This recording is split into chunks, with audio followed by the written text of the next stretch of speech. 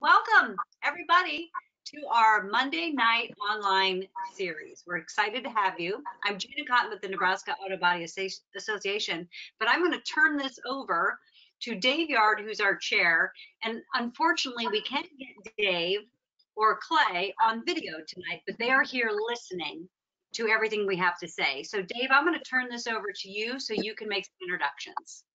Okay, awesome. So I'm glad to have you all on here. It's really awesome. I'm Dave, the chairman of the Nebraska Auto Body Association.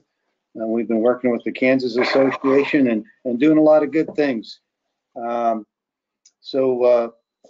Clay here is going to do our introductions tonight, and I'm just going to pass it on to you, Clay. Are you there? Yeah, I'm here.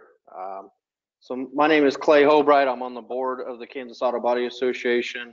Again, all those that have joined in, we appreciate you jumping in and being concerned about your industry and going above and beyond to repair cars correctly and be around others that want to do the right thing. So we have a good friend of mine on today, Barrett Smith. He's the owner of Auto Damage Experts. Been in the industry for quite some time, and we're really looking forward to having an open dialogue. You know, one thing that I know about Barrett is Q&As with him are a blast, and I've got a couple questions already written down that I have had asked to me multiple times, so I'm going to be asking Barrett some of these questions, but we really encourage anybody to jump on and ask any questions that you might have. I'm also going to be paying attention to the Facebook group. And so if you guys have any questions, definitely put them down. Clay, can you point out there's a chat box on the presentation, and that's where you will type your questions in. And as they come in, we'll make sure that they get answered. Okay, awesome. So with that being said, can everyone see Barrett, or is it everyone just seeing Gina? They can't hear you. I mean, so they can hear you, they can't answer. Okay. But Gina, I can only see you. So we got a reply. They see both. That's awesome.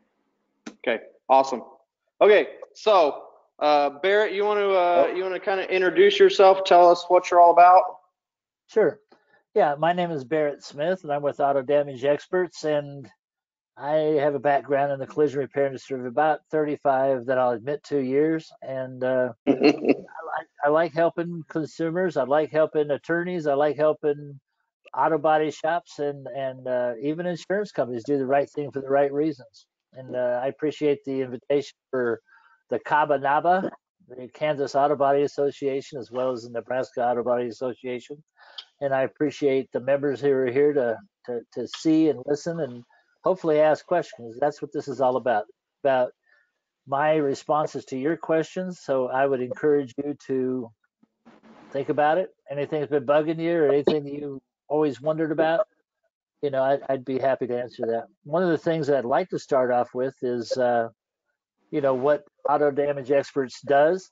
We do a myriad of things, including appraisals on cars, total loss appraisals, diminished value assessments, post-repair inspections, pre-repair inspections. We offer expert testimony in court and in legal activities. We offer our services to anybody who wants to know the truth, including insurance companies, judges. Oftentimes we're called by the state's attorney's office to offer information. We like I said, we offer our service to anybody who wants to know the truth.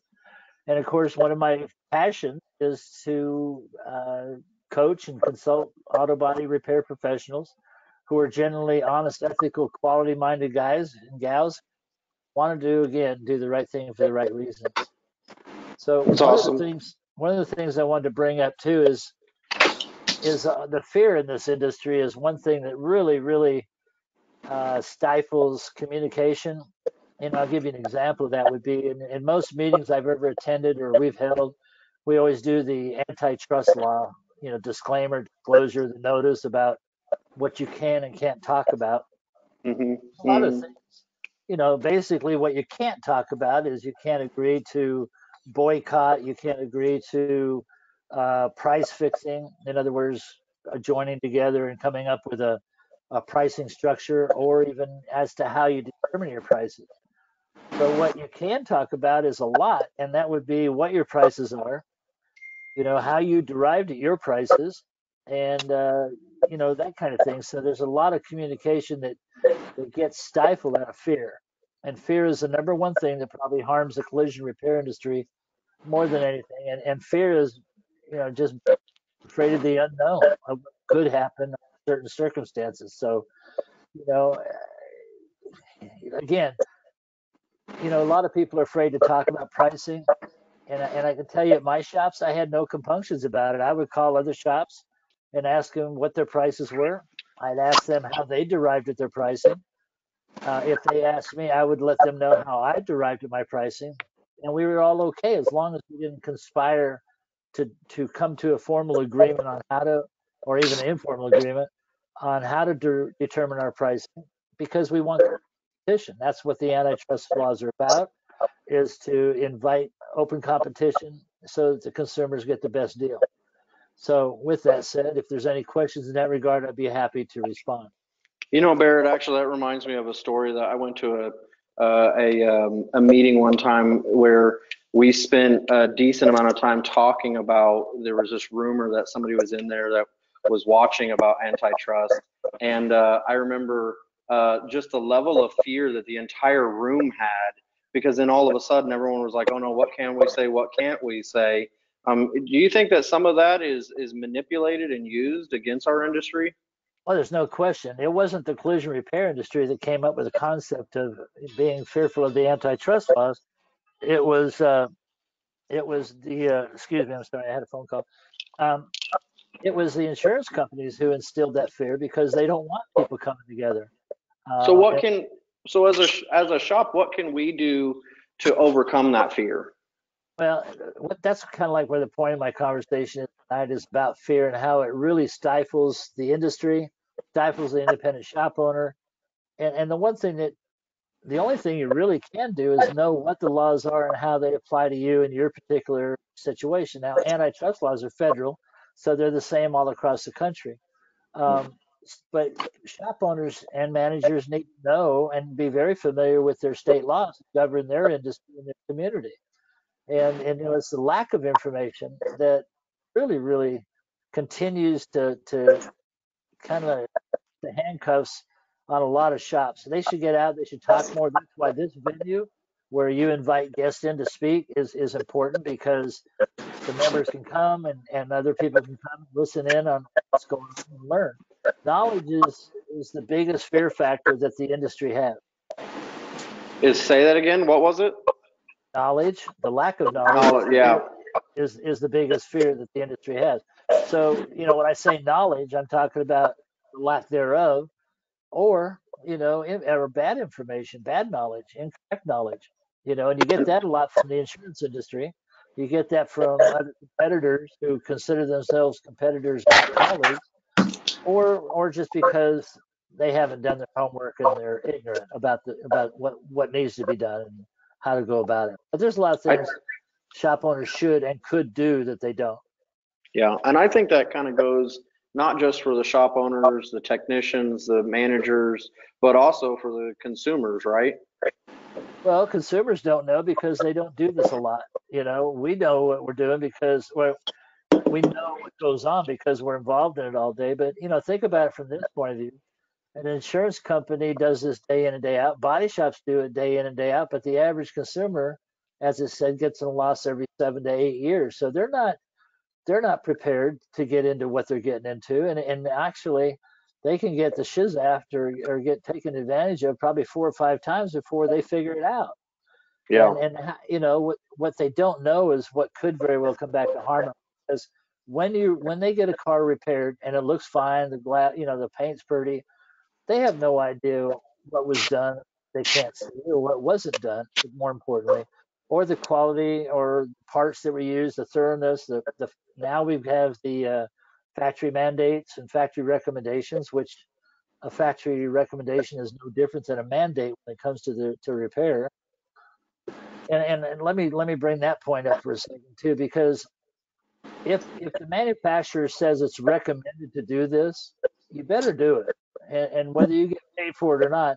And I don't encourage, even though it's your money, you can give it away if you want to. I don't encourage repairers to give away their goods and services because they're doing so and they're incurring all the liability. So they may as well get paid fairly for doing what they're doing and for the acceptance of that liability.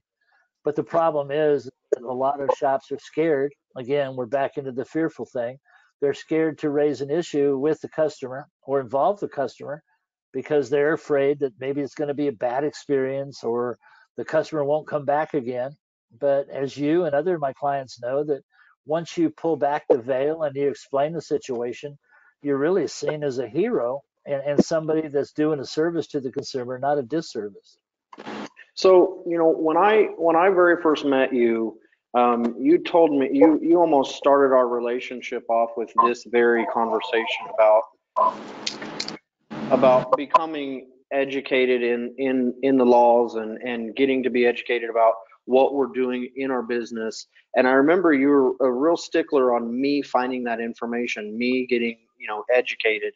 What do you think the number one reason that people that own shops or in shops don't get educated right now? Well, the first thing, and I think I've told you this, is I have most all my clients. Most body shops are run by ex-body men, not businessmen. And so they don't have the wherewithal or the acumen to really understand how to run a business. They just run it and hope there's enough money at the end of the month to pay the bills, but there's a lot of other liabilities and other aspects that they should know that are going to be beneficial to them and their customers in the long run. So again, a lot of shops don't know what they should know, and they accept a tremendous amount of liability when they really don't have to. They could lessen their liability and increase their profits if they run and conduct their business properly. And part of that is knowing what your state and local regulations are when it comes to the operation of your business, as well as knowing what those are for the insurance industry that we often deal with when serving our clients. Hey, Barrett, so from like Mark Olson said is where I've heard this and it really opened my eyes, and this was a long time ago. You really got to know the rules of the game to win the game. And that, when he said that, he put it so simply, that was so awesome. It really made a difference. Mark Olson's a friend of mine and a respected colleague, and he's right. Most body shops simply don't know. One of the things that, when I consult a shop and I tell them this, they want me to go do the research. I'm like, I don't need to know what laws are that govern your business. You do. And the best way for you to learn those is not for me to tell you what they are, but to go out and search for them and understand them yourself and know where to find them should the need arise. I used to keep a binder. I had several binders in my company, in my office, and with estimates in them, showing what insurance companies had paid, what they hadn't, the rates that they paid when an issue came up, as well as the state regulations that govern our business and govern the insurance industry's business. And so if you don't have that information, you surely can't offer it to your client. And if you can't offer it to your client, you're destined to probably lose at the end. And both of you, the shop and the consumer, will lose. And I'll give you an example. In Florida, there's a memorandum that I have from the state where it says that body shops and insurance companies can use aftermarket parts as long as those parts meet manufacturer specifications of fit, finish, and function. Well, obviously, if a part is not crash tested, especially a structural part, a front rebar or rear bar, AC, or I'm sorry, radiator support or any other structural member, if they're not crash tested, they can't be proven to meet manufacturer specifications in fit, finish, or function. So, and they're not tested because the aftermarket parts manufacturers aren't going to build cars and crash them and expect to sell their parts for half of what the OEMs do. And so, just that law alone allowed me to help many, many, many consumers to get properly indemnified by having a proper and thorough repair done. Is there a question on that? Hello? Anybody there? Have I lost y'all? Do you know what states might have that law? Is that something that's pretty widespread?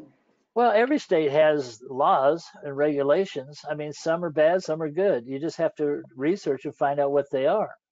Um, and again, it may not be just in the regulations that govern that industry. may be the insurance rules and regulations. It may say something that it may be moot in a regulation or mandate for body shops, but it may be in the insurance industry's rules and regulations.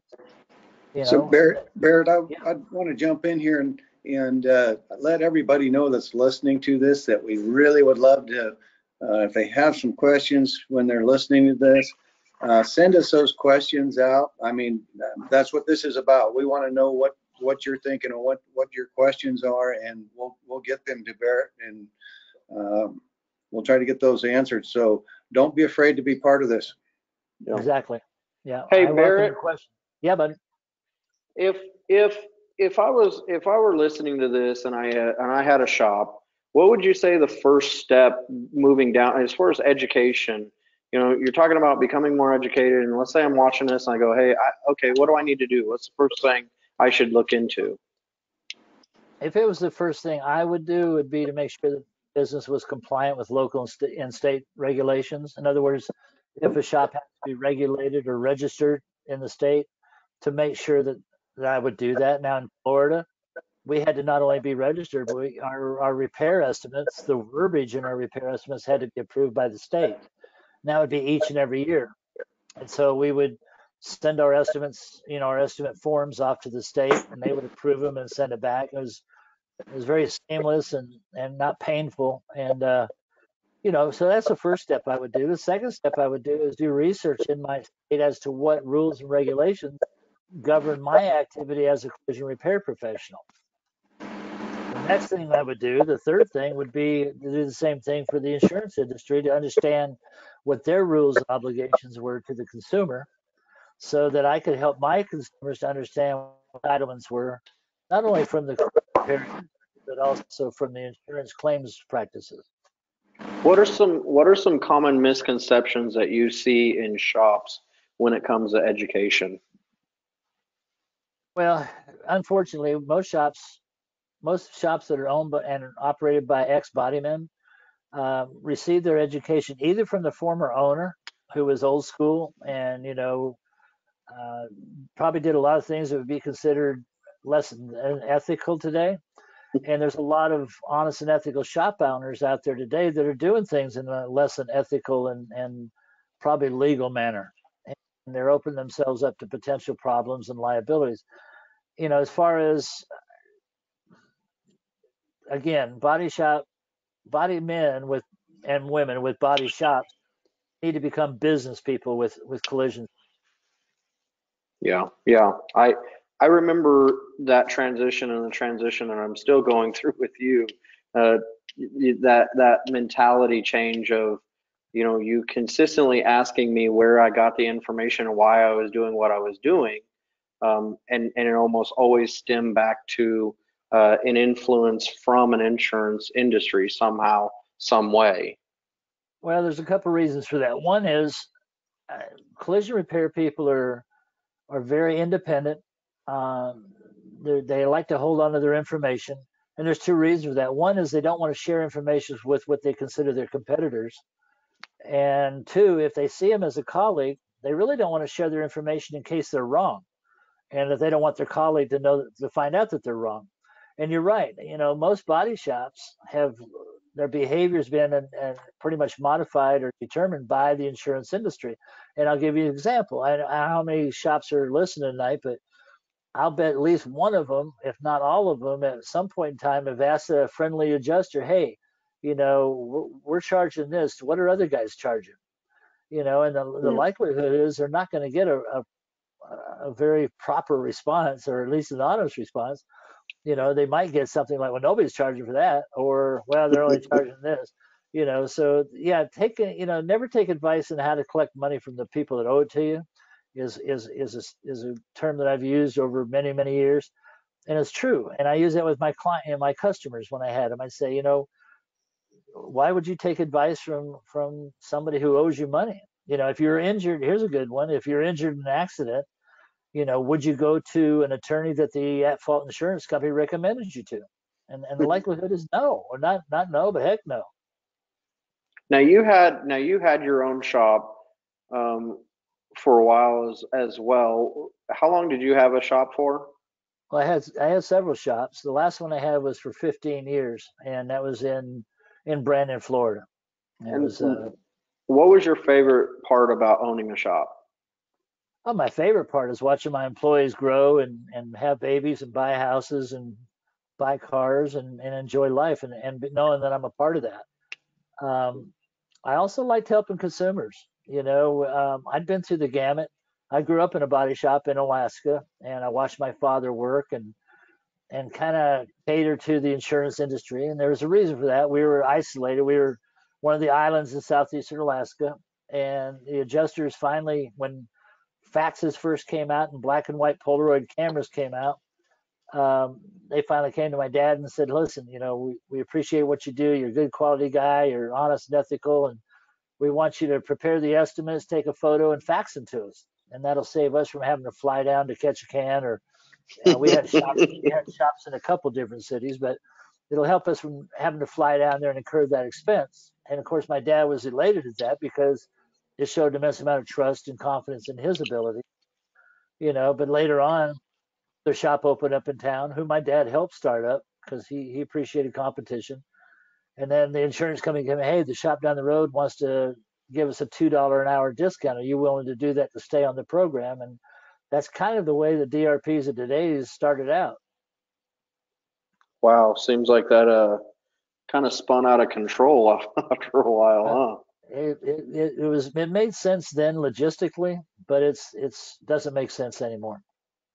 Now that you've transferred into a consultant and started auto damage expert, what's your favorite part about owning a consultation firm?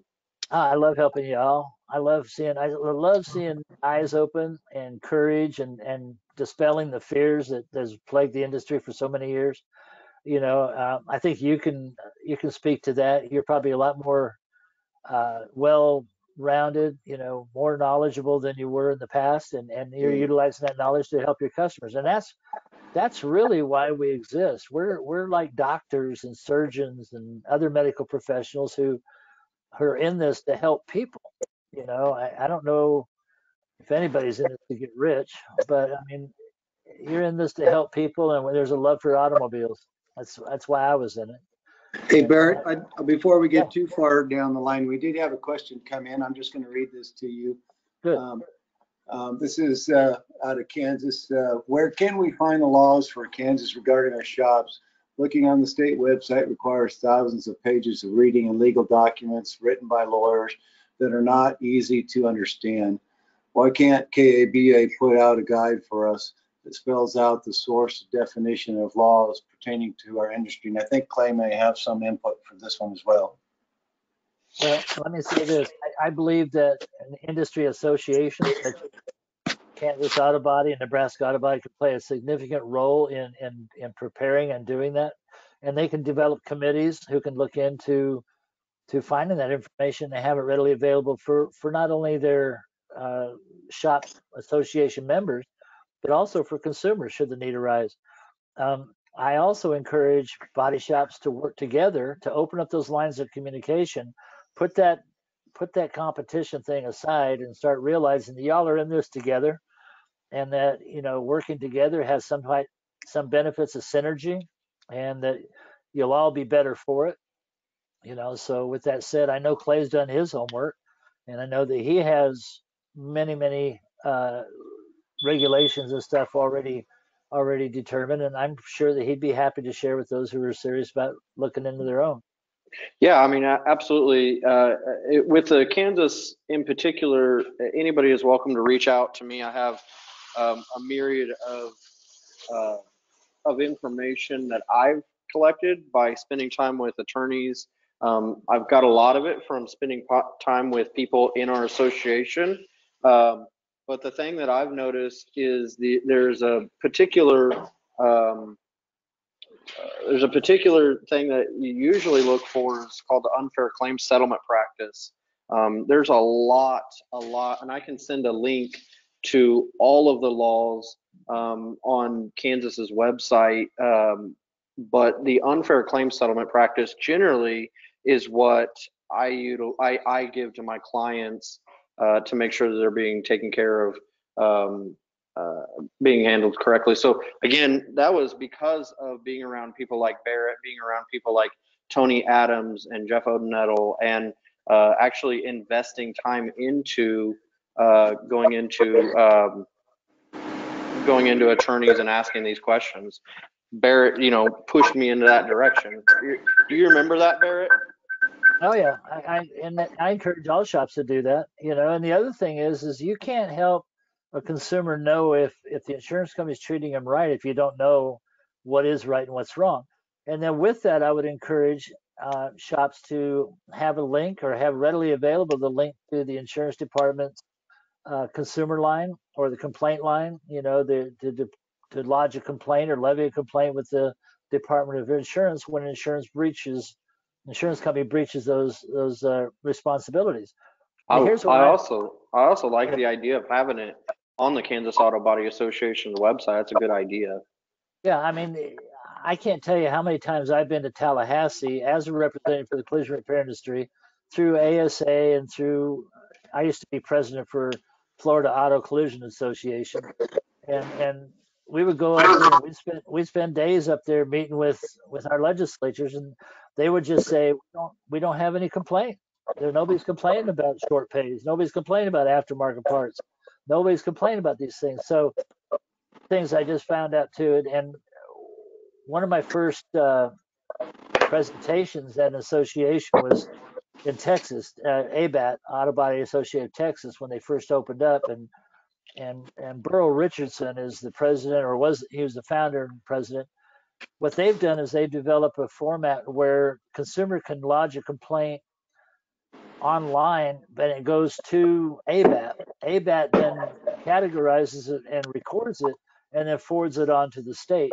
That way, when they go to the state, they meet with their legislatures, they can say, hey, we've had all these complaints. They're all registered. They're all sent to you all. And here's the certifications of delivery. And so and it's basically to combat that argument that the Department of Insurance doesn't know that there's problems. So I encourage all associations to do that.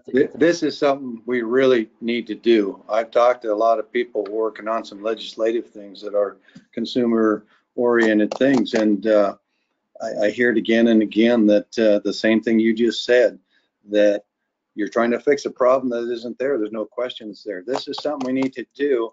And on that same point, with this question, if you get involved with your association, if you get out into these events, you'll find out, and I found out myself, our association was failing. It was almost gone.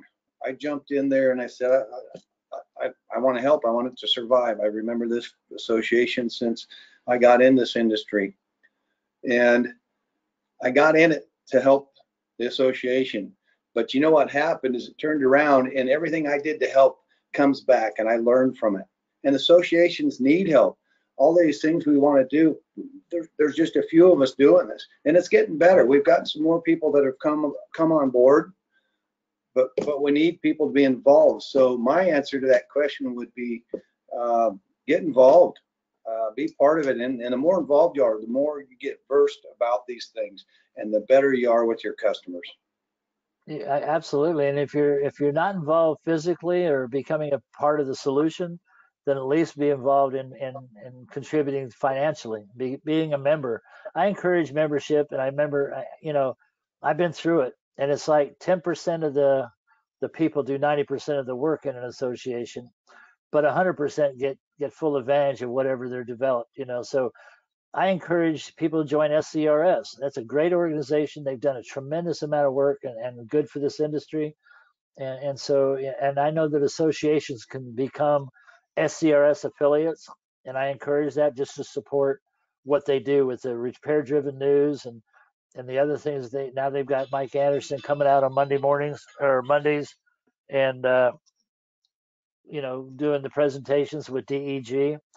And that's powerful stuff, and that's good stuff. That's good for everybody, or at least it is for all quality oriented shops. Barrett, you had mentioned something about aftermarket OEM parts, and this is probably a question that we get on our Facebook quite often. And so what, just from your experience and as a consultant, what would you suggest when we get these customers that want OEM parts, but the insurance wants aftermarket or salvage parts? How do we handle those kind of situations? Well, there's a couple ways. I can only tell you how I would handle it or how I did handle it. And a lot of it has to do with the policy wording. A lot of times the policy is say, we owe to put you back in the pre-loss condition, which quite honestly could never be achieved if there's any type of body or paint work done. But part of that is to restore the vehicle with parts and materials that meet manufacturer specifications, again, in fit, finish, and function. So if the insurance company in my state or in any state, I would still use it. If they said, well, we're going to put an aftermarket part on this, my response to the consumer would be, it's your choice, it's your car, it's your safety and liability. But let me share it with you our position. Now, if it's an aftermarket bumper cover, we'll be happy to provide that for you. However, we can't give you our lifetime warranty on the paint because these parts have a propensity to peel. And I used to ask my clients, you ever see a car in the parking lot or someplace where the paint's blasted off the front bumper cover? And they say, oh yeah, I've seen that. I say, well, it's likelihood one or two things. It either wasn't prepped properly, which is the mold release agent and the etching out of that mold release agent and washing it numerous times and preparing it with adhesion promoter and things like that. Or it was probably an aftermarket component, which is a culmination of a lot of recycled rubbers where that mold release agent's impregnated and it just keeps coming out over time as it heats and contracts. And of course, in Florida, we have a lot of high heat, so that problem is pretty pervasive down here. And of course, then what you've done is you've brought the customer to a visual realization that, yeah, this stuff happens. I didn't know why, but I do now, and I don't want that on my car. So, and like the insurance companies do, they'll give them the option, pay out of pocket. However, what I do is encourage them to say, the insurance company owes to restore you to your pre-loss condition. If they can't do that with an aftermarket part, which hasn't been tested, either or can't warranty, then they failed in their responsibility, and I would challenge it. Now, there's a couple ways of doing that. You can suggest the customer pay for the difference and then send a demand letter to the insurance company and deal with it that way. And that way they've got their car back. They've got a good, sound, proper, and thorough repair, putting it back to the condition it was as it was before the loss to the best of reasonable human ability. And that's all anybody could ask for. And then their life is back in order and they can seek recovery by whatever means they feel is necessary. Or they can allow the shop to repair it with those parts and take their chances, and that's up to their choice. So I leave it up to the customer. I encourage them. Again, in my state, I would say, there's a memorandum out that says they're allowed to do that as long as those parts have met, standard testing and fit, finish, and function. Why don't you ask the insurance company for their data on how those parts were tested, where they were tested, when they were tested, and what the results were? Now, I think and I know that no insurance company is going to have any data from any aftermarket parts manufacturers of crash testing because they're simply not tested. So, it all depends how far they want to push it. But you, as a repair professional, as a quality-oriented repair professional, have done your due diligence. You've done your duty to inform and educate your customers to the best of your ability. So, Barrett, I've done that as well with my customers and with the insurance company. I've asked them, can you provide me with that information? That's pretty, I can't recall a time they've been able to provide any of that information. Weird, but that kind of fits along. We had a couple questions come in. One participant's asking any advice on how to deprogram consumers brainwashed by the insurance company, and another one, I'm gonna lump these together. Oops, I just lost my questions. Anyhow, I think getting the customer involved with the process is how you teach them to be part of that on your emails, your correspondence. Get that customer involved. When the insurance company is trying to get you to do something that is wrong to their vehicle, call them out with the customer involved. It's a pretty powerful tool. I'll get back to that other question as soon as I can here. It is, but again, it's that fear factor. A lot of shops are afraid to alienate the insurance company, even if it's the right thing to do. They're just deathly afraid. And for one of the reasons is, Dave, because they're not sure how to go about it. And that's kind of like what we teach. That's what I teach my clients is how to prepare themselves and how to educate and edify the customer. You know, we have a thing I call the 7 E's, and it goes like this. It's expose the issue, let the customer know what's going on, you know, edify, let them know what your position is, and based generally, you know, we're at a time in our industry now that's better than it's ever been because you've got manufacturers data that you can provide to them saying, see, so what it says right here is, you know, the manufacturer doesn't allow or doesn't endorse using aftermarket parts because their parts are properly engineered, they're crash tested, they're designed to work, and the OEM has a tremendous amount of liability if they don't. So, you know, and then you also enrage. In other words, when a customer realizes the insurance company is trying to save money at their expense or even at the risk of their safety and welfare, economic welfare for loss of value of the vehicle, you know, they're going to become somewhat enraged. Then we call it empathize. Empathize with them, do the feel, felt, and found. I know how you feel. We've had other people that felt the same way. However, what we found is if you challenge the insurance company with the proper documentation, they may capitulate and acquiesce and provide you with what you're entitled to truly be made whole. Then we go through empowerment.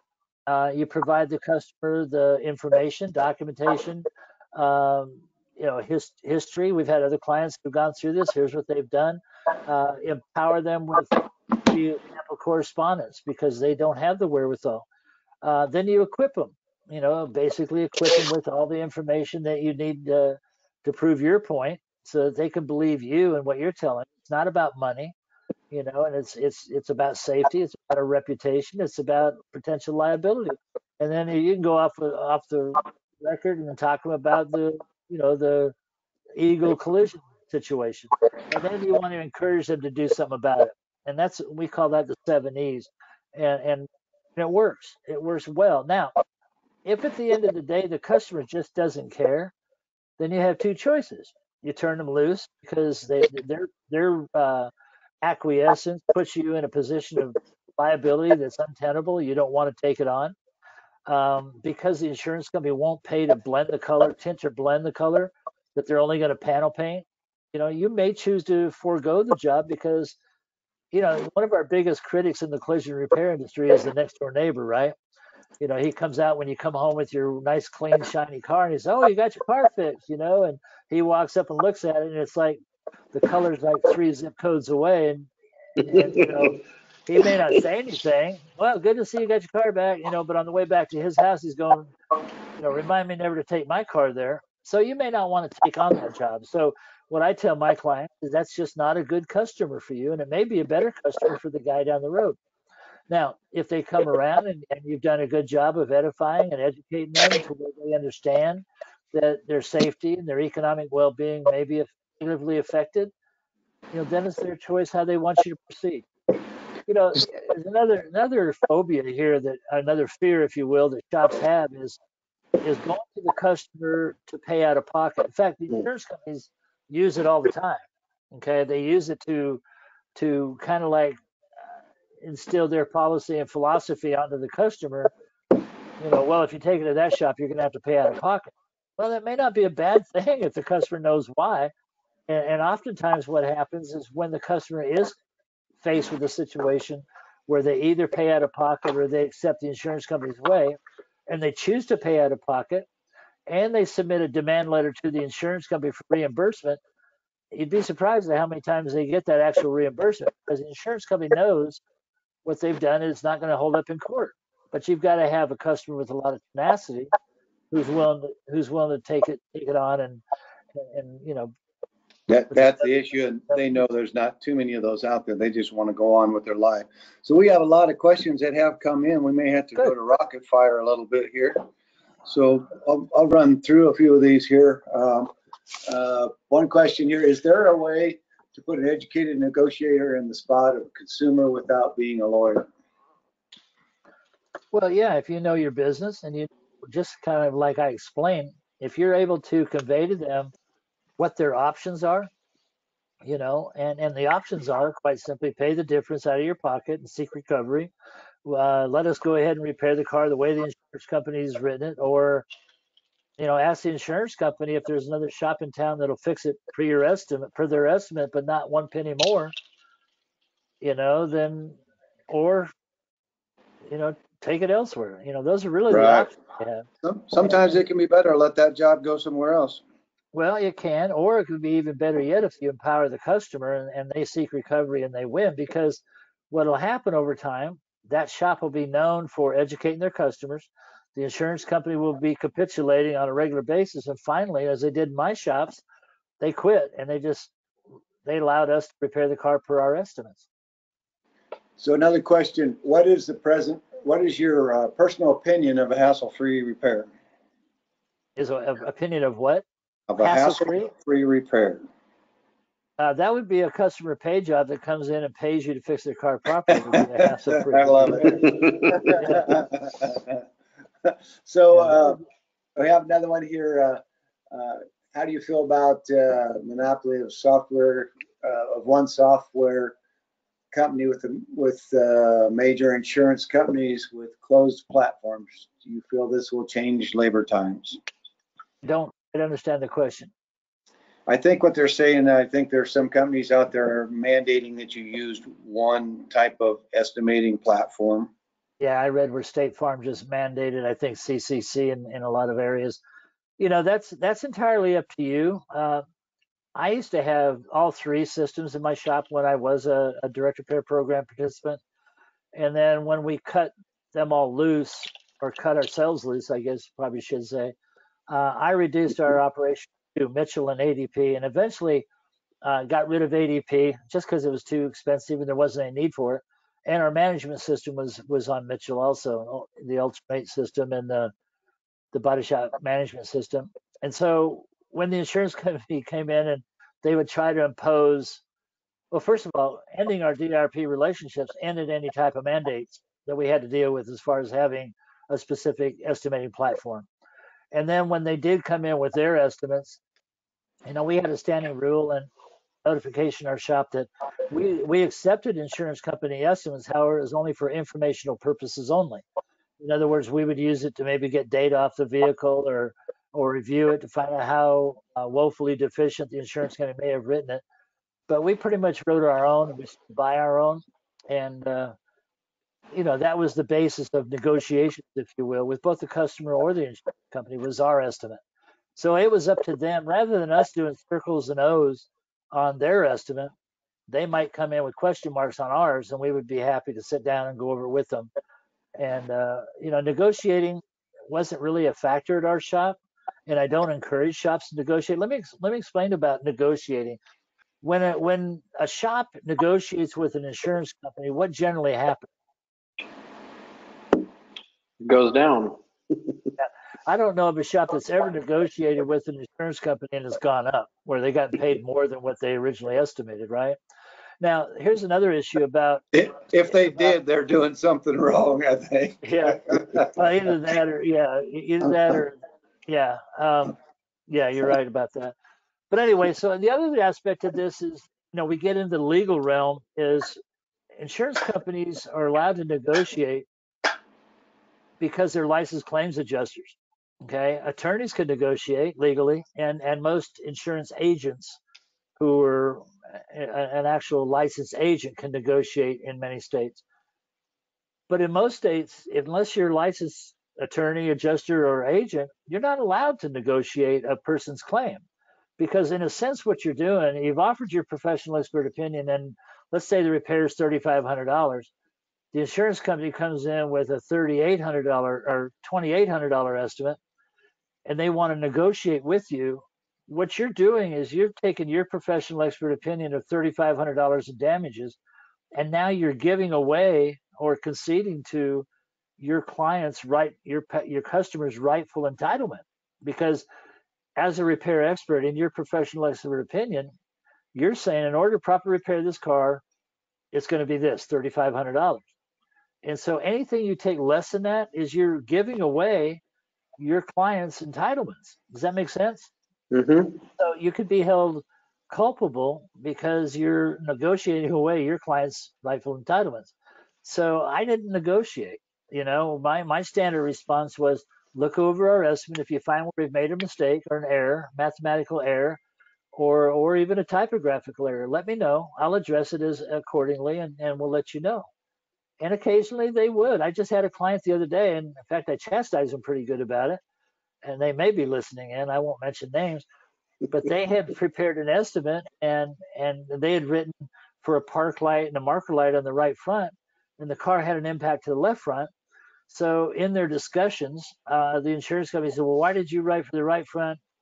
When the impact was to the left front?" And the shop said, "Well, I don't know, but those parts are damaged. I just presume they were part of the loss, but you can take them off."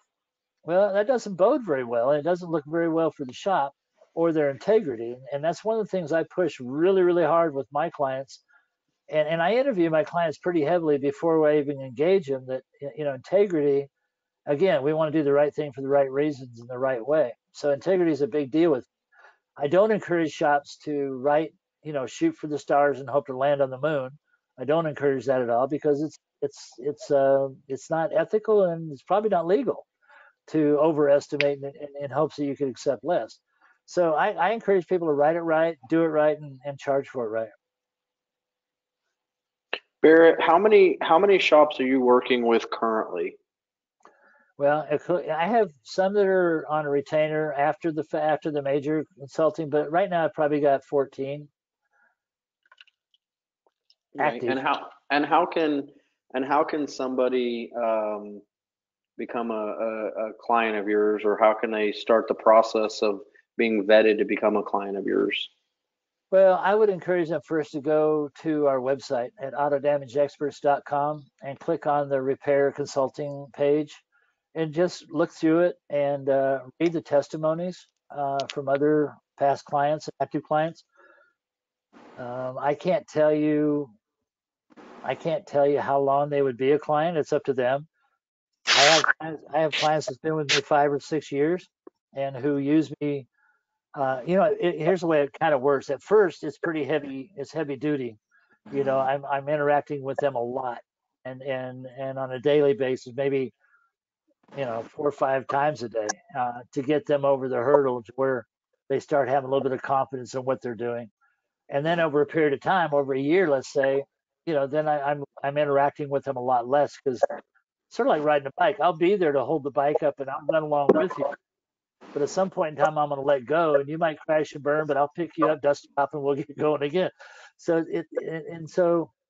some of the guys are with me 3-4 years and don't use me much at the end, and then they go into they can go into a retainer agreement where they just have me on retainer and call me as needed, that kind of thing. So to tell you how long it takes, I don't know. It really is up to the operator.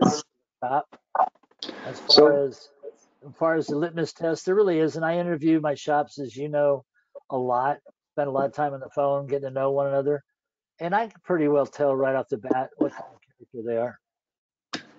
So we have some more questions that come in. And this one here, I think, me personally, and I think every body shop out there, when they hear post inspections, they think scary things. And this question is actually from Brody Simpson, and he says he's asking how to get insurance companies to pay for post inspections on a regular basis. He specified the company. I'm not going to specify a company, but anyhow, I think that's a good question. Being you do post inspections, maybe you can cover not only that angle, but what are you finding in post? Tell us a little more about post inspections. Well, post repair inspections is primarily related to diminished value. We do a lot of them with the diminished value. It's part of the process. And what we do now, I also offer pre-repair inspections.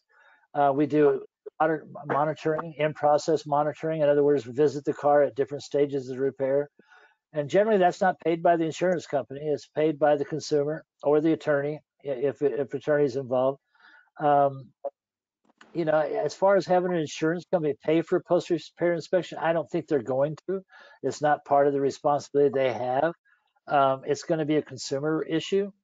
And and let me dispel another myth. Post-repair inspections are probably the best thing that ever happened to the collision repair industry. And let me go back and tell you why. When I had my shop, my last shop, um, I was constantly being told, you're the only one that would ask for that. You're the only one. In fact, I think I was told I was the only one in the universe a couple times. And so I started the idea of doing post-repair inspections so that I could bring cars to my facility that other people had repaired for the simple reason I got to review their estimates, because that's what we did. We brought the car in and they bring in the repair estimate that the car was repaired by, and I'd go over it line for line. And guess what? A lot of things that I was charging for weren't listed to be charged for, but a lot of those things weren't being done either. So that's what I wanted to find out. May not be asked to pay for, but maybe it's not getting done. And I'm speaking about procedural things like setup and measure, repairing rocker pinch welds, or the aspect of, let's say you repair a rear body or replace a rear body panel and trunk floor. We would study how that car was originally constructed and whether the seam sealer in the floor was put on after the LPO primer, or if it was done before the LPO primer. We would duplicate exactly the way that car was manufactured as the best as we could, including robotic overspray over the trunk floor. You know how when they cut in the quarter panels and the trunk ledge, there's going to be overspray that gets over the LPO primer. We would duplicate that the best we could, and we would expect to be paid for it. And if they didn't pay for it, then of course we wouldn't do it. I'm not going to get. We had a simple statement that says, "I'm not going to get mad if you don't pay for it, as long as nobody gets mad if we don't do it. But let's go ask the customer what they think." And that was kind of like the way we did it. That's great. Post repair inspections So, are extremely beneficial to a quality shop. They're not so hot to a low quality shop. so Barrett, one of the things, talking about inspections, there's also post collision inspections that we're seeing more and more of in vehicles. If a Nissan is hit, there's certain interior pieces that have to be disassembled and airbags have to be inspected. I know, Barrett, you and I have had this conversation several times over several customers' vehicles. And it's almost a hot topic in the industry because a lot of insurance companies are having challenges with reimbursing for those. What would your advice be to a body shop that reads, documentation from a manufacturer that says that the interior of a car has to be disassembled or a steering column has to be removed and measured, and the insurance just doesn't want to, indemnify for that? What would you say the next course of action would be? I think the most important thing, if anybody gets anything out of this tonight, we talked about fear a lot. They need to gain a serious intrinsic fear of liability. The collision repair industry is rife with potential liability. If you don't do something right, and a good example is Eagle Collision. And I think most people have heard of Eagle Collision and the Honda Fit that was, the roof was glued on, the people got trapped and caught on fire, and they both were burned very badly. And Eagle Collision was sued, and they were awarded I can't remember, the Seacums or whatever their name was rewarded like $35 million that was charged against the body shop for the liability of not doing the job properly. Now, the argument with the insurance body shop was, well, that's the way State Farm told us to do it. Okay. And State Farm, like, hey, we don't make repairs, we just pay for them. We would never encourage a shop to do an improper repair, which is true. And they can say that all day long. So the insurance company has no liability, regardless of how they write their quote estimate. The body shop carries all the liability in the manner in which the car is repaired. Now, the manufacturers understand liability. So if you own a car manufacturer and you weren't sure as to what liabilities existed, you'd have kind of a blanket all, whatever could go wrong may go wrong, but we're going to cover ourselves in what that is. So we're going to put in there that this needs to be done, this needs to be done, this needs to be done, and so on. So again, every quality oriented shop out there needs to follow manufacturer's procedures, whether it's a recommendation. And I know I touched on this before, and I'll do it again. If you do something, if you make a repair without following a manufacturer's recommendation, and that car's in a post-repair collision, and you're standing in front of a judge and a jury, and opposing counsel, the plaintiff counsel, asks you in front of a judge and a jury, why didn't you follow the manufacturer's recommendations? What possible excuse are you going to have? Notice I didn't say mandate. You didn't follow the manufacturer's mandate. I said recommendation. So every collision repair out there should understand that a recommendation or encouragement, you're encouraged to, is the same as a mandate. In other words, if they recommended, you better consider doing it. I'd have to Or add to that as well, though. When you get those instructions that the OEM gives you, that's your template. If they say to use this, there's your billing right there. If you want to increase your bottom dollar, they give you a list of what you need to bill for, and then you need to do this stuff. You shouldn't be billing for that stuff if you're not doing it. but there's some. Well, no, that goes without saying. The problem here is that a lot of shops don't do what they're supposed to do because of the pressures applied to them by the insurance industry. Okay, so this is where a business person, and again, not a body man with a body shop, but a business person with a collision center, they've got to make a decision if they're willing to accept that liability. Now, I've heard some people out there say, well, you got to do it whether you get paid for it or not, which I don't agree with that at all. There's no obligation for a body shop to do anything for free, especially if it has liability. Um, and liability can be internal. You know, if you don't charge, if you're welding a quarter panel on and you don't charge for a weld, for a spotter or for weld blankets, and you incur damage or you catch a car on fire, you're going to be liable, nobody else. But if you charge, let's say you do over a 10-year period, you do, 1,000 quarter panel replacements, and you charge for a fire spotter, you charge for weld blankets, and you charge for everything that you should be doing, each and every repair, those monies can make up a whole lot of insurance for a problem that does occur. In other words, you're welding and you get weld splatter on a back glass, and you got to replace the back glass, and you got to pay for that out of your company's coffers. You know, shame on you for not protecting it better, but even more shame on you if you never got paid to protect it in the first place. Does that make sense?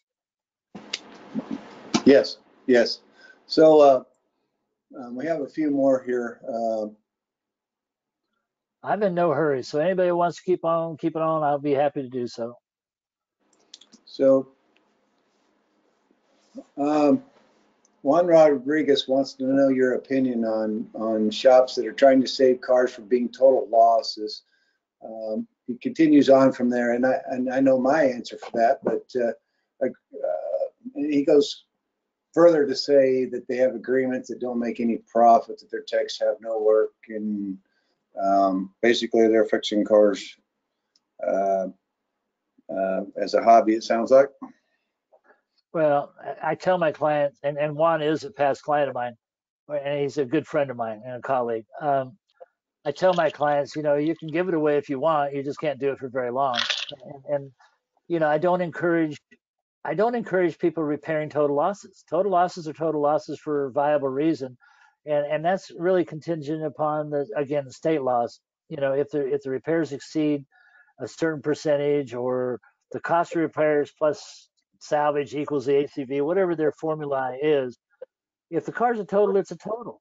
And unfortunately, there's a lot of, and I do have a lot of post-repair inspections on vehicles that were borderline, and the shop chose not to do certain things to keep it under that threshold, if you will. And I've had a lot of shops buy cars back because of it too.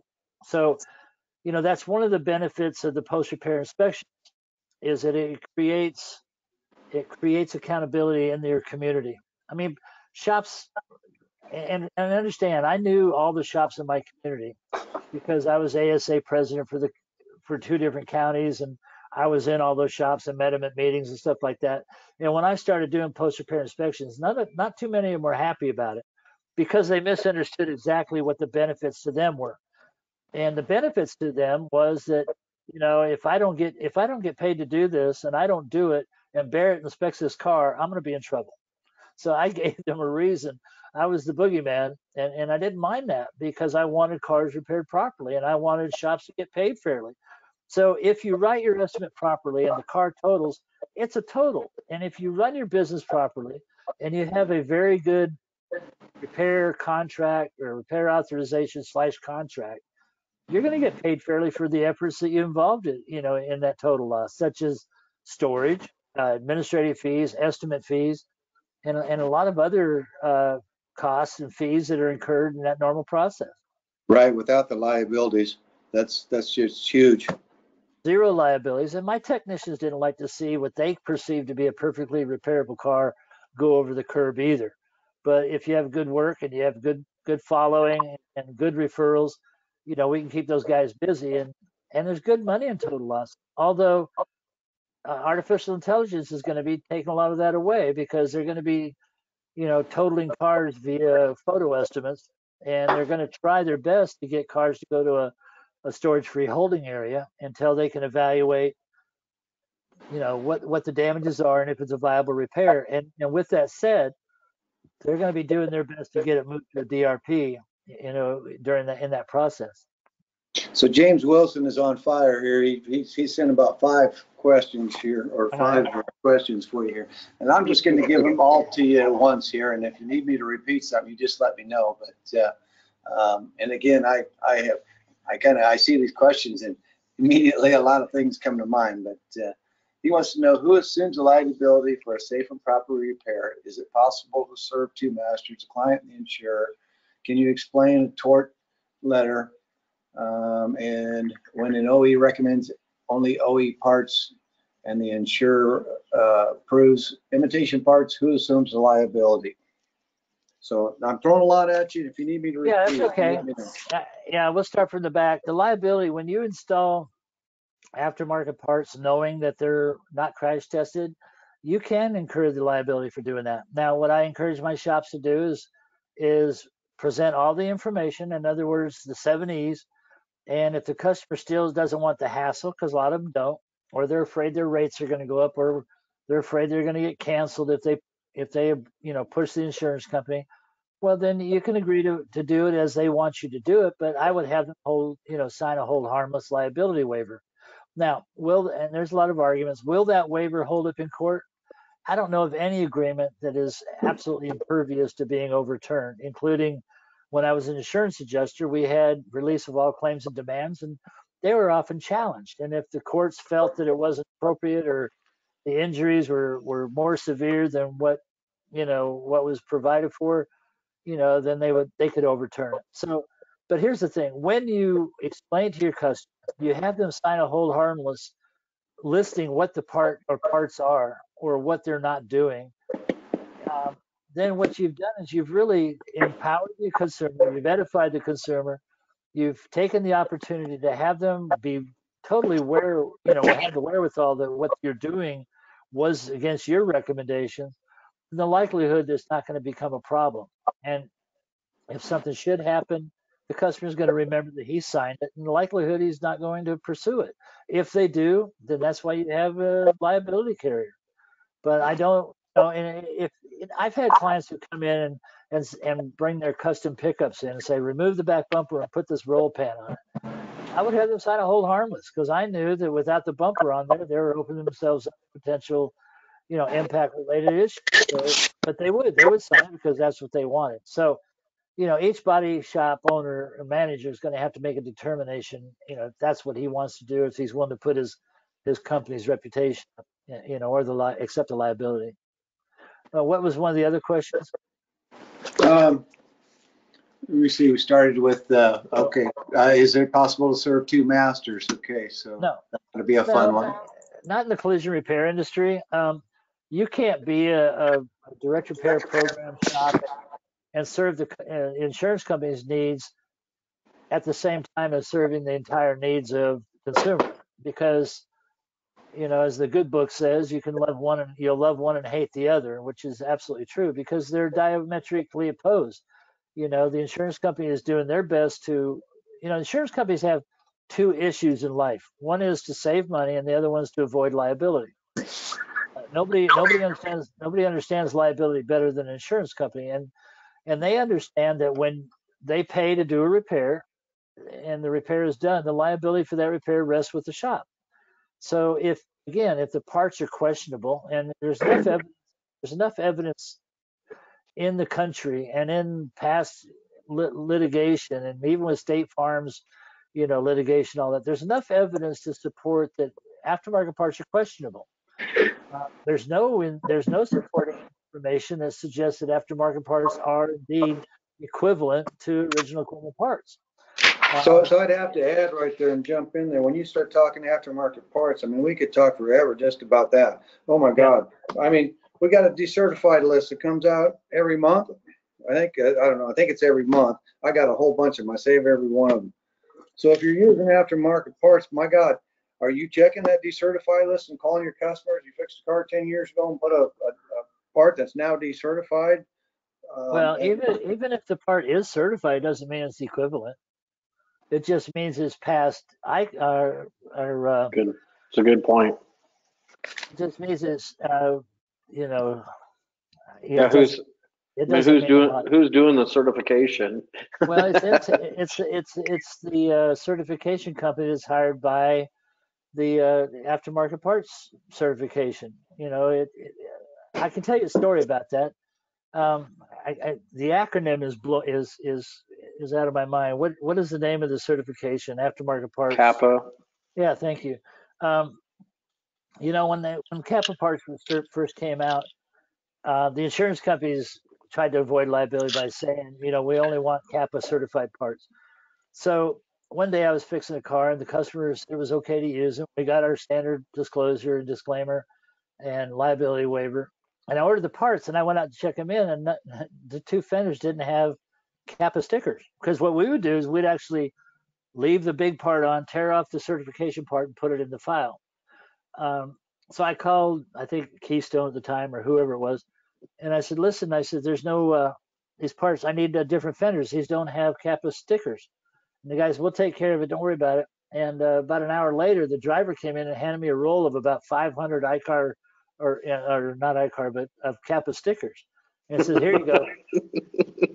and I had those for the longest time. And I lost that roll because I talked to, who's that, what's his name, that's in charge of Kappa. Anyway, I can't think of his name right now, but I met him at one of the SEMA shows, or NACE, and told him that story, and he denied it, but it had happened. But anyway, so they're never going to pass the muster when it comes to OEM specifications or acceptance. So I don't encourage it. If you're going to use aftermarket parts, you better let the customer know and let them be involved in their own repair. And a lot of times, if you do it properly and you explain it properly, I mean, consumers aren't stupid. They experience life. They buy generic drugs. Okay, not that generic medicine or parts are not generic. They're not equivalent. They're said to be, they're alluded to be, but they're not. They're manufactured by somebody in another country.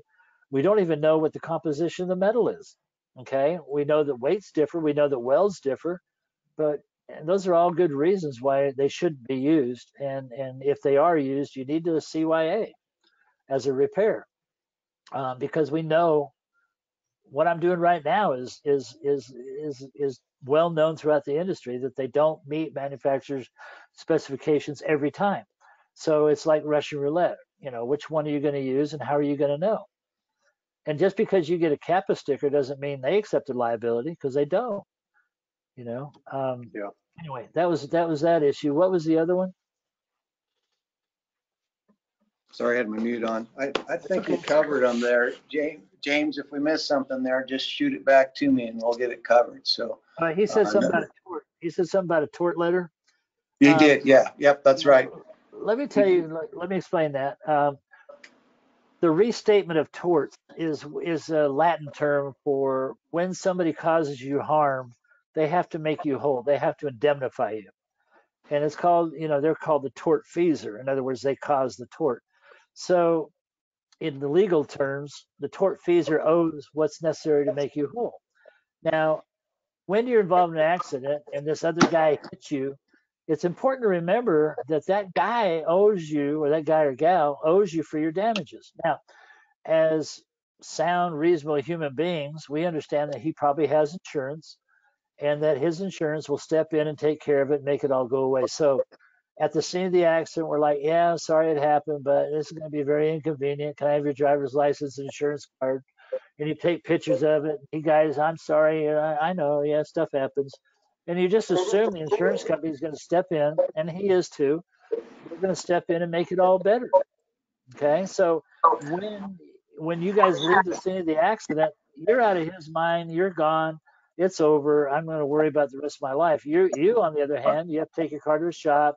His insurance company gets with you, and then this stuff starts happening. You know, the body shop calls and says, "Hey, the insurance company wrote your estimate, but it's deficient. They've written for aftermarket parts.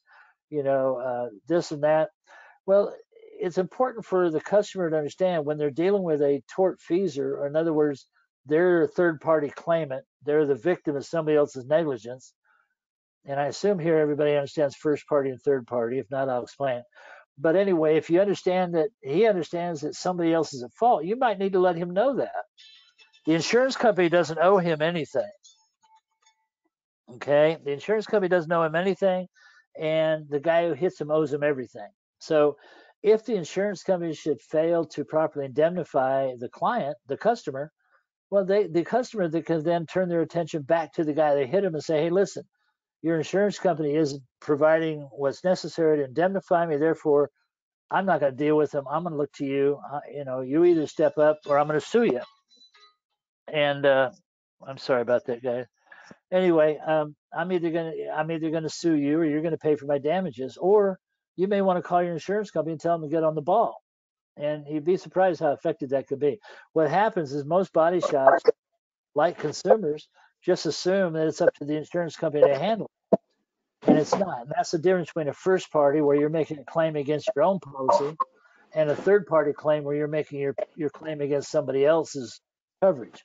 But it doesn't relinquish the at fault party's responsibility.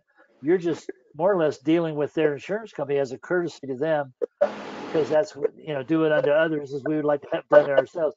That's what you would hope would happen. Your insurance company would step in, take care of the people you damaged, and never be heard from again. We're getting backed up again here. So Brody Simpson's mentioned that what he was talking about was a post-repair inspection that OEM requires.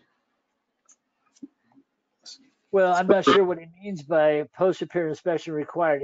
Is he talking about checking seat belts? Is he talking about checking the steering column and all of that? Or is he? I don't know of. I don't know No, of an I OEM probably post-repair. wasn't sure either. So I would say, Brody, you know, let us know. Give us some more information on that. Well, I'd Next, like to know: is there an OEM like Audi or Mercedes or anybody that mandates a post-repair inspection? And if they do, who do they tell you to see? So yeah, he can answer that. so this question here, I think, is a good question here. Ed Griffin, insurers say the consumer policy dictates they don't have to replace parts with OEM parts, yet some manufacturers recommend using OEM parts. As repairers, we are, in quotations, by the way, as repairers, we are liable for the following manufacturer's guidelines, for following the manufacturer's guideline. How do we teach our techs to only follow some of the guidelines and not all? And how can we protect ourselves from a liability? Well, you can't. If you're gonna tell your technicians to only follow some of the rules and mandates, then you're gonna open yourself up to liability. Yeah. Sorry, I got disconnected there for a minute. I'm back in here. Was there any question? I heard my name as it was blacking out. we were just talking that means James and Tony's not here, that you're going to have to sing the Motley Crue today because I'm not. So, well, Now, is there any? You missed a few questions, Clay, but it's nothing you haven't already heard before. Yep. Except the last question was on post-repair inspections. He asked if and when an OEM mandates a post-repair inspection, and I've never heard of. Yeah, I think it's a great idea if manufacturers did, but I don't know who they would use to do that. I've seen the wording a couple times in some of the repair procedures, but the most inspections I see are involving the restraint system, airbags, RCM, SRS, And the and pre and that, post scans, yeah, right? yeah, Right. and that becomes, like I said, becomes really, really invasive and cumbersome because a lot of these, you actually get into these procedures and they say, yeah, inspect the curtain airbags. Oh, and by the Well, way, to inspect them, you have to, like we did a Toyota recently where they said that it needed to be, inspected, and to inspect it, you have to pull down the headliner, and to pull down the headliner, you have the B pillar and the A pillar, and the airbags actually have to be disconnected and moved out of the vehicle. And there was a series of things to inspect. well, and I think we need not get confused between a pre-repair and a post-repair inspection. Now we got pre-repair scanning, we have post-repair scanning, which is pretty self-explanatory. But I would think that checking steering columns, checking airbags, and all that is pre-repair inspections. In other words, it's part and parcel of the repair. When I say post-repair inspection, I'm talking about a car that's been repaired, sitting in the parking lot, or it's been delivered to the customer, and then somebody like myself comes along and does an actual post-repair visual inspection of the vehicle. Yeah, So I don't know if that's what was meant by that or not. yeah. Hey, Dave, is there any other questions that you have that people are sending in? We do. We still have a few through here, and this one here, I want to readdress this one a little bit that Ed sent out, and I think the next one, Daniel, apologize if I get this wrong, Kona Hoffman put out. I think there's some good things here. We're talking about dictating aftermarket parts by the insurance companies, and the fact that their policy says that they can use these, and I'm going to go a little further on his question and say, I think what he's thinking here is, and we've talked about this a lot before, but if their policy says they can put aftermarket parts on, that doesn't mean that'll repair that car correctly, but that means that's all they're going to pay for. We, as the shop fixing that car, are going to be responsible for the safety of those people, the liability on that car. So even if their policy only pays for that, we're going to be liable for the repair. So we have to make that business decision. And the next part, the two part of this, and I'm sorry, I'm just trying to keep this rolling. Matching parts. So I think that's I hate matching parts. I don't think there's Me anybody too. that really likes matching parts, but this is part of it too. The insurance companies, a lot of these adjusters come out, don't even know we're not using these parts. They just think you put these aftermarket parts on this car. That's all we paid you for. You did it. It's not the case for matching. What happens when they pull the rug out from us and they're not matching anymore? So another two-part question for you. Well, let's start with the matching. I don't encourage shops to do that. I know why they do it. I know why the manufacturers do it. The manufacturers are doing it because they'd rather have a sale on the OEM parts and maybe, you know, keep that sale away from the aftermarket in the hopes that one day the aftermarkets go away, which unfortunately with the amount of direct repair program shops using truly aftermarket parts, that's probably not going to happen anytime soon. Um, it also encourages the insurance companies to continue to do what they've always done, and as long as you do that, nothing's going to change. Um, and here's another bad part of it. Sometimes things change without change. In other words, a body shop understands what their labor rate is, their material rate, their parts counts, and all that's part and parcel of determining their pricing.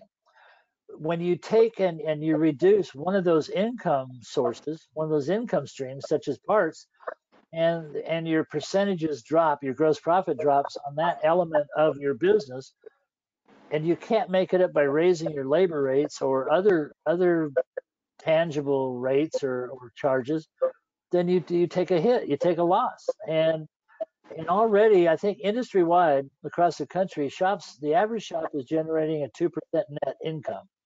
That's net income. So when you start chipping away at that, a lot of shops are making less than that. And again, we fall back on a lot of honest and ethical people are doing dishonest and unethical things in the name of survival. So there's a lot of games being played out there, but Amen to that. I don't encourage that, and again, I want to get back to the consumer's not stupid. They understand that policies aren't always totally fulfilling. And the best thing is probably medical expenses. You go to a doctor, you go to the hospital, you involve your insurance, and then 6 weeks after you get home, you get a bill from the service provider saying your insurance company paid this much, you owe this much. That's not too foreign to the average consumer. And I tell you, I'm seeing it more and more common. And I think, Clay, you've experienced this where, you're apprehensive about saying, well, the insurance company paid this, and this is what it's going to cost to repair it. And there's a $480 difference. And the customer says, yeah, no problem, I'll take care of it.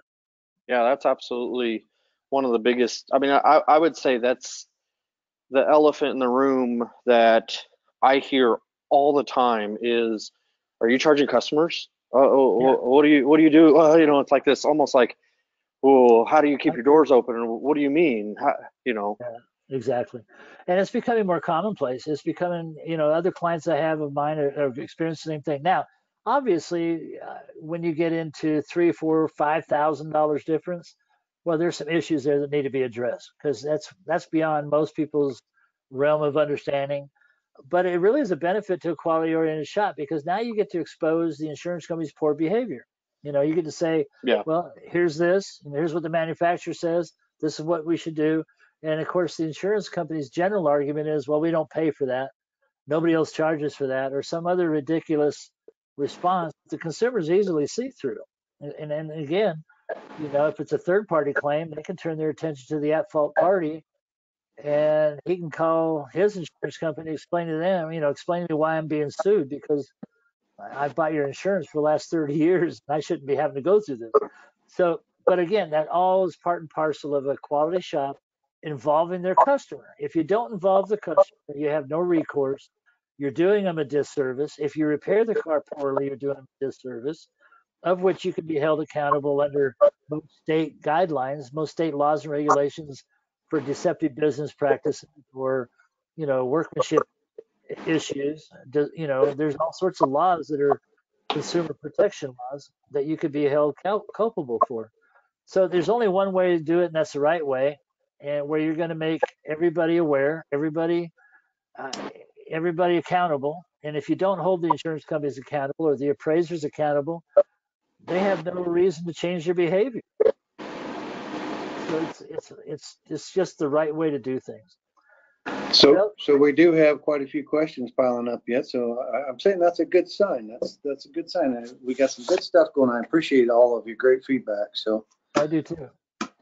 So Walt Silman, he wants to know, should we get away from writing estimates for customers, watching them walk out the door with that paperwork and giving insurance companies a chance to sway them to another shop? Yeah, I encourage my clients to charge for their estimates.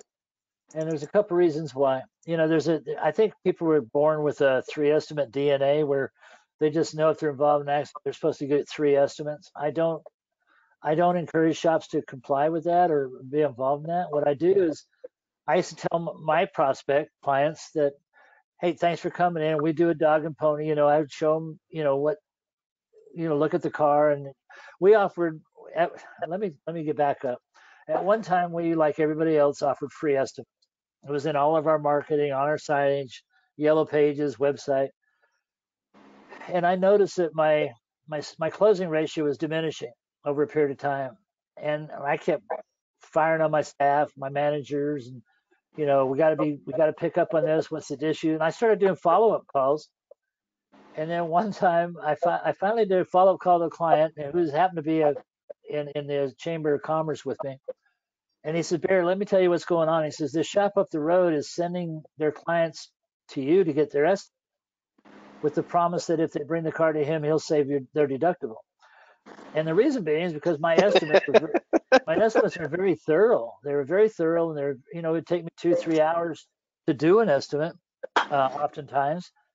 And they were my estimates were a lot more thorough than most anybody else's. So they took the advantage of that. So I found that out. So I immediately quit giving free estimates. We offered free consultations. and I changed all my marketing, got everything switched around, and hopefully, my intent was to get all of the free estimates out of our vocabulary. So then what we would do is we'd do what we call the dog and pony. We'd bring the customer in, they'd walk in, and how'd you hear about us? Fill this out, client information form. We'd get as much information. And then they said, well, I just need to get an estimate. I said, well, we offer a free consultation, but let me show you something.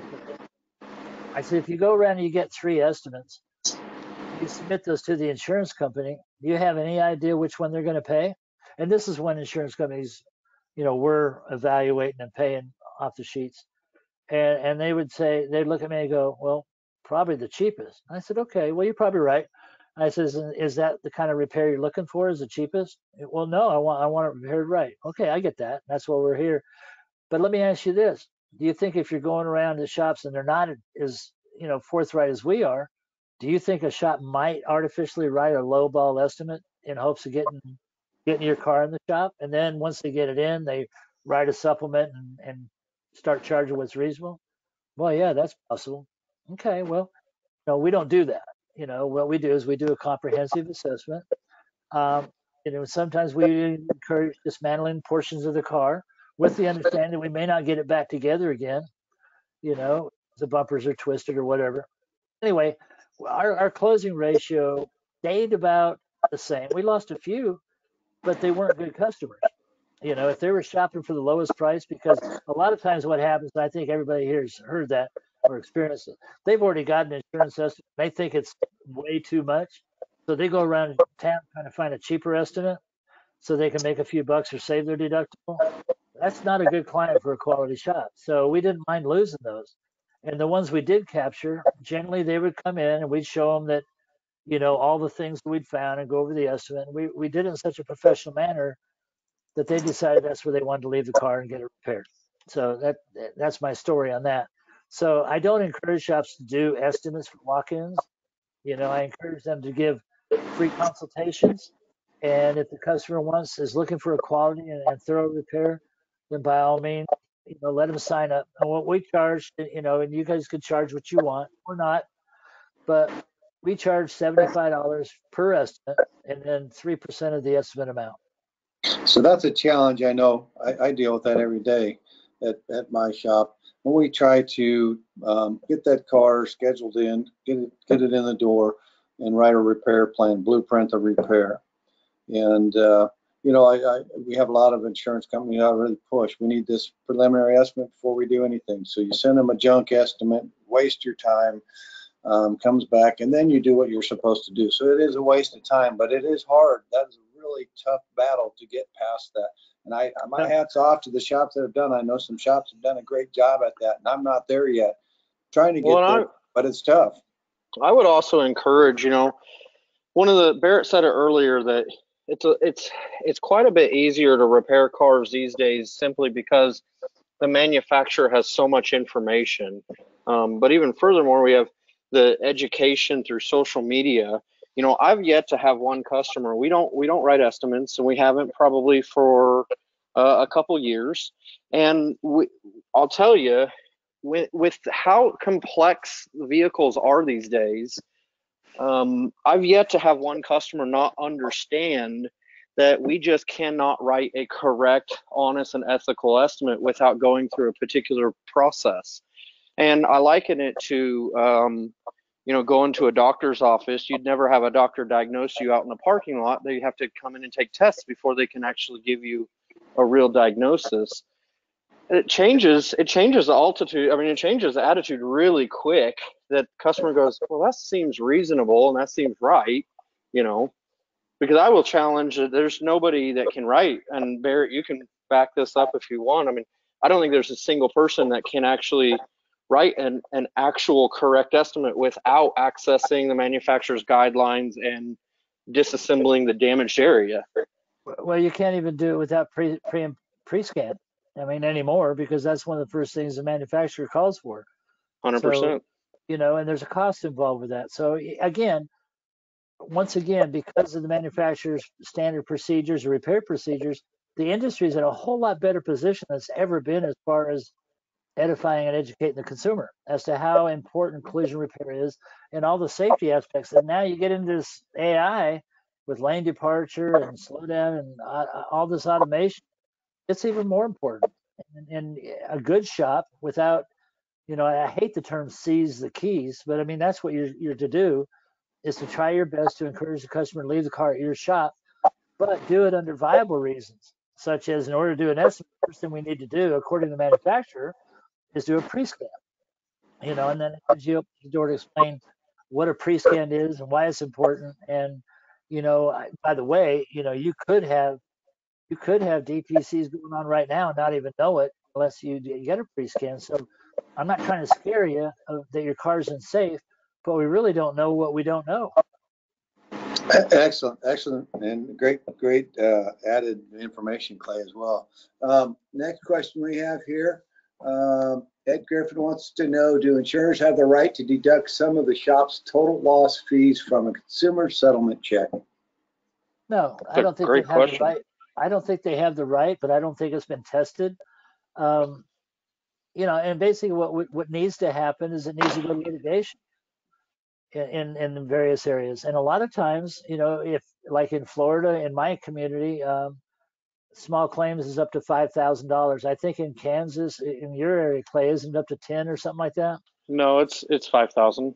It's 5,000. It's small claims. Yeah. There's some areas up to 10 or 15,000 in small claims. So it would be a very easy test, especially with a willing shop owner who can go with them to court and explain what the issues were, how the costs are incurred. And a lot of times these exorbitant costs, if you will, are caused by the insurance company's lack of participation. Okay. In other words, a car sits in the shop for 10, 15 days and they negotiate or try to negotiate, and then it sits for another 5 days because the insurance companies dropped the ball. That's not the shop's fault. That's not the consumer's fault. That's the carrier's fault. And until they're tested, they're not going to change their behavior. That's what we teach, really, for the most part, is how to encourage shop to change their behavior, to run their business more like a business, and have the wherewithal and the tools to change the insurance company's behavior. So if that's happening to you, and I'm sure what you're feeling is, I'll eat it before I have the customer pay for that, which is a problem in itself, because the only behavior that's being changed is yours. And again, I fall back on the 7 E's. You need your customer that they need to go for their refund or especially a third party claimant. Just because they're being charged services that are rendered, they should be able to get full indemnification for their loss and have that bill paid for. But it has to be, as long as they do what they've always done, they'll continue to get what they've always gotten, and so will you. So we have to change our behavior and help our customers through it in a proper and ethical manner. So the next question from Juan Rodriguez, and I can't wait for your answer on this. This is awesome. So what is the opinion of repairing the car by the insurer estimate, utilizing the aftermarket parts, and the ones the car has done expose all of the flaws due to the aftermarket parts, have the consumer complain to the insurance, and have the car repair with OEM parts, and charge due to the car twice by the same shop? We did that on many occasions. It's not always, and we prevailed in all of them for the most part, but there's a better way to conduct it, and that is by educating the customer up front. Now, think about, again, everything I do and everything I teach my shops to do, I kind of like role play as if I were in front of a judge and a jury of my peers. Okay. So if you did that and the insurance company came in and said, no, that's just poor workmanship, because that's what they try to do, and other shops would have done a better job, then you've got an issue on your hands, and it's going to become a contingent. That's going to be their defense in front of a judge and a jury. Okay. And they may bring in another shop that says, oh yeah, we use aftermarket parts all the time and it comes out great. This is obviously a workmanship issue. So you got to take all that into consideration too. But it's all going to start with the customer being edified and educated on what his options are. That is an option. We'll repair it according to or according to the insurance company's estimate. However, sign right here that you're authorizing us to do that, and we'll do it. And then again, it falls into understanding and profiling that customer where he's coming from, because the last thing you want is to do that repair and then have that neighbor come out and say, who did this? Okay. So you can do that. And there's certain customers that'll work with you. I can tell you some stories that we did some similar stuff and prevailed in it, but it takes a special customer too. Well, and to piggyback on that, I've actually done that. And one of the videos that we've made on Facebook, we actually did exactly what Juan's saying, videoed it, and it went viral. Insurance ended up coming in and paying to do both repairs and the whole I mean, it essentially got paid twice to do the job once, or to do the job twice. But I'll tell you, the thing that really changed everything is just like, as a professional, as a business person, when I'm at Barrett and started learning that, man, I wouldn't want my surgeon coming in and saying, hey, I'm going to do your surgery wrong, and then I'll fix it later to prove the insurance. It's almost like, it almost discounts, it almost makes it feel like you're playing a game. And I remember, Barrett, you asked me several times, like, are you serious about this? Are you, how convinced are you? Or is this, you're just telling them a lie, so. Right. Well, So I would refuse to go down that road. No offense, Clay. I think that's awesome. I think it's great that you did that. It has value. I just personally, in my shop, I would not waste the time doing that. I would let that job go before I would do that. Not the liabilities, the bad job, all other things. And but no offense, Clay. I get it. I mean,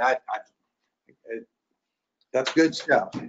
Well, I'll tell you at a certain point, and Barrett can agree with this, is you get as a shop owner sometimes a little crazy, and you get at your wits end. That's generally when Barrett gets the most phone calls, right, Barrett? Right. Well, yeah. And you try nutty stuff, and again, I would agree. I'd never do it again in my shop ever again. Well, here's the thing too, is as long as you notify the insurance company of all the issues, we offer a notice of deficiency, which is a clear listing of everything that needed to be done that wasn't provided for, and you put them on notice.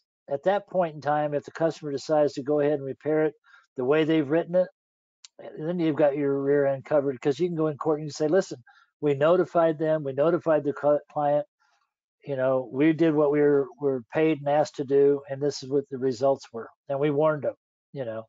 But I'd be a little bit skeptical of that myself if somebody was injured in that down the road or something, and that vehicle actually got back on the road. So, and I understand that's a personal decision or a business decision that a person has to make, and we're all going to have our own opinion of how far we want to put our asses out there for that business decision. Well, let me share this with you too. Oftentimes when you have a situation similar to that, and you tell the customer, I'm sorry, we're not going to be able to service you, they take a step back and they look at things a whole lot differently oftentimes. And Clay, you've done that. You've been in that situation. Oh, absolutely. All of a sudden, money's off the table. Well, no, yeah. What Clay said about going off the deep edge. Yourself, your employees deal with this every day, and it's tiring. I had this conversation the other day with a good friend that runs another shop, and it is tiring. It wears on you. You're trying to do the right thing for your customers. You're trying to put a good product out, and it's like they just keep whipping you down. It's tough. Yeah. Well, when you say you're talking about the insurance companies? I am. I'm talking about the insurance companies trying to get you to do repairs that you don't want to do, or that you can't afford to do. I understand that. And and what we're talking about here though too is when you tell a client, no, I'm sorry, we're not going to be able to service you, whether it's because you're not going to want to use aftermarket parts, or you don't want to start a job that's not 100% like color matching and things like that, then all of a sudden it's about money with the insurance company, but it's not about money with the body shop. It's about integrity, it's about reputation, it's about warranty, it's about a whole bunch of things, but it's no longer about money. So the customer will reset themselves and say, well, wait a minute. I don't want to take my car anywhere else. And it's probably going to be, I'm going to say 95% of the time, that's going to be the outcome, that the customer's going to have a newfound respect for you, I because think I seen this on, Twitter. It said integrity is when you do the right thing when nobody's looking, and underneath there was a disclaimer that said this has been disputed. yeah, well, that is what integrity is, what you do when nobody's watching. So, that's a true amount of integrity anyway, I believe. What else we got? It looks like we have made it through the questions, and they were some really good questions, and I think this is fantastic. I thank you so much for being on here. Oh, I appreciate the invite. Do you have some more advice for us before we move on? I've got years of advice. I just don't know what. We want Here's the thing. the free advice right now, Well, here's the thing. At some point in time, and tonight is one of those times, a shop has to make a decision which road they want to go. The road less traveled is not always easy. It can be rough, but I slept very good at night. I knew I was doing the right things for the right reasons. I just had to do them the right way. So there comes a point in the juncture in time. It's not easy to be swim upstream. It's easy to go downstream, but what the end result is, and you just got to make that decision. There is a better way than what most shops conduct themselves. It's an honest, ethical, legal way with lesser minimized liabilities, but it's not for the faint of heart. It's not for the unethical, and it is the right thing to do. They just have to make that decision. And I think that decision is probably the hardest part. I would agree. Doing the right thing is what makes it means more than anything to me, and taking care of your consumers and making sure. I'm going to apologize. I don't remember who said this, but I think it was I think it was Todd Tracy that your customers make it home safe every night, and that car you repaired is the most important thing. That meant a lot to me as well. That you can sleep well at night. That you're taking care of your customers. That means a lot to me. Yeah, doing the very best that you can do with what you have to work with is important. It's not a perfect science, and there's a lot of technical ability, and you need to treat your technicians very well, and reward them for good behavior and hold them accountable for when they deviate from good behavior. And we can't, as shop owners and managers, we can't oversee everything all the time. So you've got to have a culture in your shop that's quality. Quality first, customers first, and everything else will follow. And keep this in mind too. When you earn your customers through hard work and integrity, they're your customers for life. They're nobody else's. And if you're a direct repair program shop, and those customers are on loan to you because they can be taken away pretty much at any time. Good point. Yeah. So I would say one more thing. I see Gina's popped on here, which means Go ahead. I want to plug one more thing here, and maybe Clay would like to do that as well. And I've already voiced this, but we need all of you on this call. I've seen great numbers on there tonight. It's fantastic. I love it. We need your help. It just, and it doesn't have to be a lot. If everybody just does a little bit, oh my gosh, it's so much. It helps so much. Just the input, maybe be part of a committee or something. We need your help, and I'm so proud, Clay. What Kansas has done is awesome. You guys have started up after we did and made leaps and bounds. My hat's off to you. Great job. Yep. Yeah, thank you. Yeah. We really appreciate you jumping on here, Barrett, and spending time with us. I think that, now I think there's some major changes that are going to happen to our industry over the next couple of years. It's going to be very interesting, and I think that we have the ability to be a part of the solution or part of the problem. And I know that, Barrett, you've taught me how to be a part of that solution and not let not let the world take the reins and just, I'm not a victim anymore, that I can make decisions. And some of those decisions, a lot of those decisions are extremely hard. But I can agree that I sleep a lot better. It's not easy, and it's not for the faint of heart, that's for sure, but there's solace in doing the right thing for the right reasons and knowing that you're doing the very best for your customers.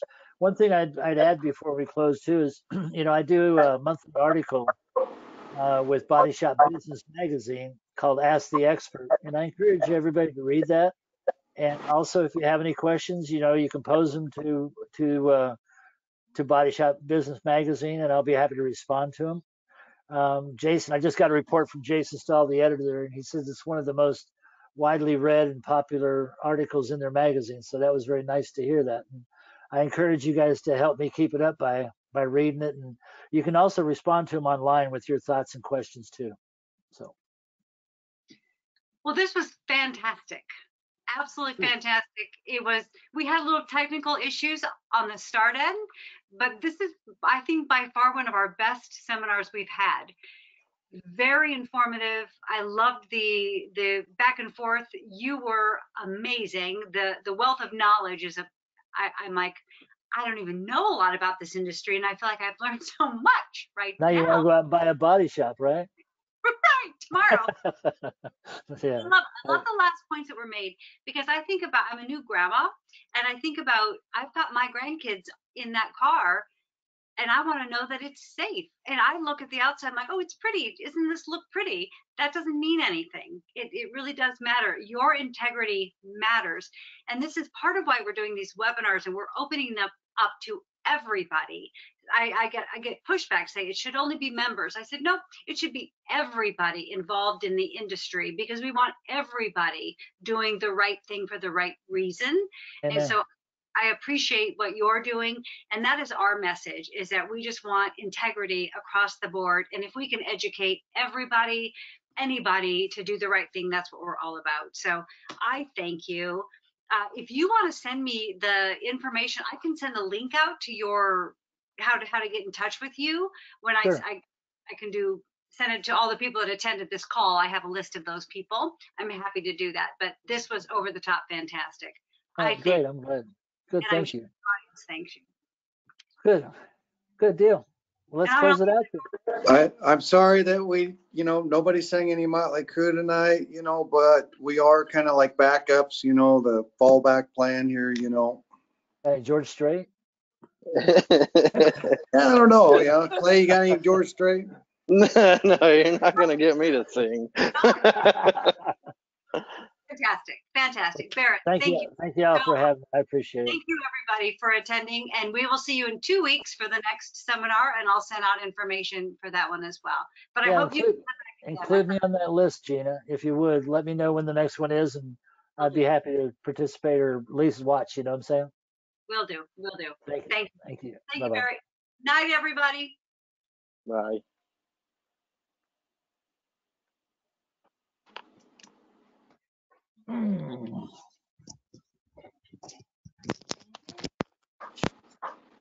Faster.